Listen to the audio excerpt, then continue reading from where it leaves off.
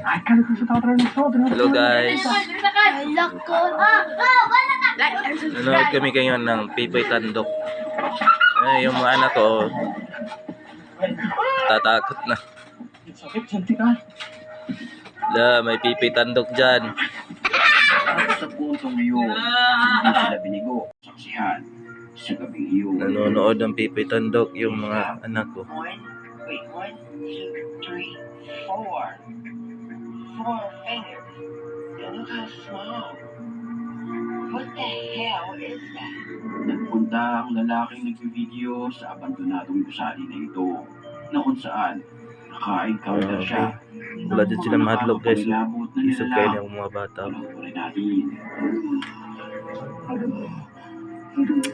Mga ilang paborito tanahon, mga Pipoy Tandok. Ay!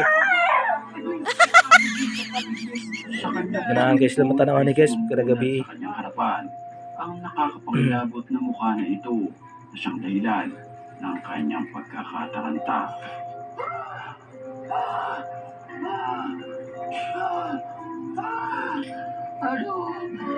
Dahil sa takot, napaupo na lamang siya sa semento. Pero ang hindi niya alam ay marami pala ang naroon sa lugar ng mga nakakapangilabot na nilalang. Sumuna. Sana, la. Ala, tabo nahadlok na.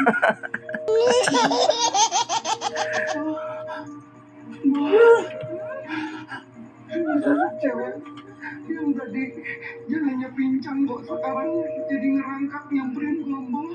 Isang babae ang puno ng sugat Lo, ang gumagapang. ay na nagkamutoy. Papunta sa kanya Sumuna. sa mga oras. Yee. Tolongin ya Allah, Yey. jangan samperin gua, amin.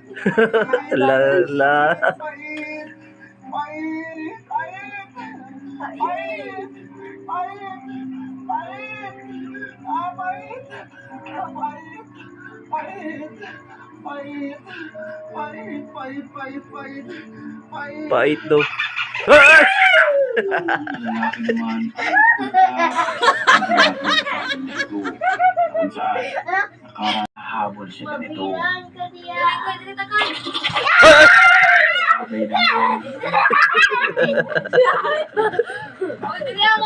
Ang isang nakakapangilabot. Yung mga anak ko natatakot na. Sa lugar na ito, pansinin natin kung paano mo'y naglalakad lamang. Bakit narito sa liblib na lugar ang nilalang? Sa punto ngayon, takot na ang lalaking nakamotor, kaya't itinuloy niya na lamang ang kanyang pagmamaneho. Pero ang hindi niya inaasahan,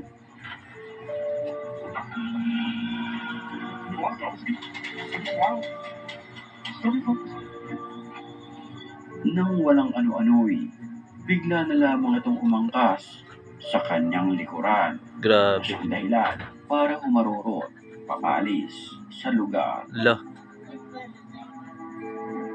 Naman. At bago tayo Sus. magpatuloy sa video, Yatay. itong ito'y batiin muna natin ang mga certified matapang. At kung gusto mo rin Shout out man di ay. mag-comment ka lang. Dahil ang may pinakamalulupit na comments, yun ang aking pipiliin.